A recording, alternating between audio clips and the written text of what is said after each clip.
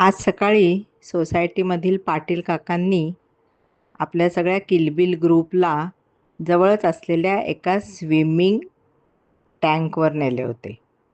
तिथे खरं special coach होते, पण आपली मुले पाण्यात उतरायला सुद्धा खूप बिचकायला लागली. पाण्यात उतरायला घाबरली. पाटील काकांनी काही आग्रह केला नाही. सगळ्या मुलांना परत सोसायटीत घेऊन आले. पण संध्याकाळी मात्र श्रीमती सुधा आजींना पाटील काकांनी साने गुरुजींच्या बालपणीची एक गोष्ट ऐकवायची विनंती केली. सुधा आजींनी आपल्या जमलेल्या किलबिल ग्रुप समोर गोष्ट सांगायला सुरुवात केली. सुधा आजी म्हणल्या, आजच्या माझ्या गोष्टीचे नाव आहे श्याम पोहायला शिकला. ही गोष्ट कोकणामधली. कोकणामध्ये पावसाळ्याच्या दिवसात विहिरी काठोकाठ भरलेल्या असतात. मुले या विहिरींमध्ये धडाधड उड्या टाकून पोहण्याचा आनंद लुटतात. ज्यांना नव्याने पोहणे शिकायचे आहे ते कमरेला सुकडे लावून विहिरीत बेधडक उडी मारत. मग कोणीतरी तरबेज माणूस त्याला हातपाय मारायला शिकवायचे. आपल्या छोट्या श्यामला रोज विहिरीजवळ बसून पोहणाऱ्यांची मज्जा पाहायची फार हौस होती. श्यामचे मित्र गणेश, बंड्या, सदू सगळे त्याला विहिरीत उडी मारण्यासाठी आग्रह करायचे. अरे श्याम, तू सुकडे बांधून उडी मार, तू काही बुडणार नाहीस, आम्ही आहोत ना सगळे.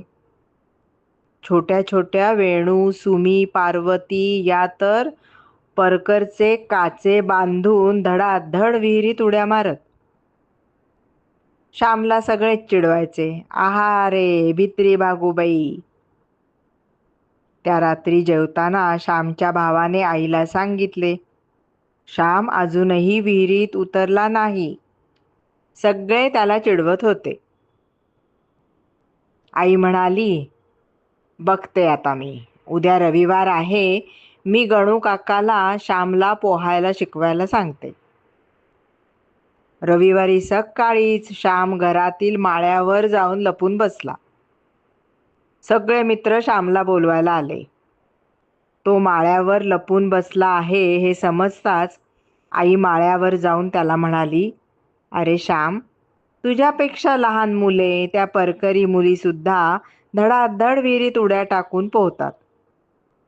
तू एवढा भित्रा का रे? मला कोणी म्हटले ते बघा, त्या भित्र्या श्यामची आई चाललीये, तर मला खूप वाईट वाटेल. माझ्या मुलाला सगळ्यांनी शूरवीर म्हटले पाहिजे, असेच मला वाटते. आणि माझे ऐकायचे नसेल तर मी तुझ्याशी मुळी बोलणारच नाही. आई अशी रागावून निघून गेली तेव्हा छोट्या श्यामला खूप वाईट वाटले.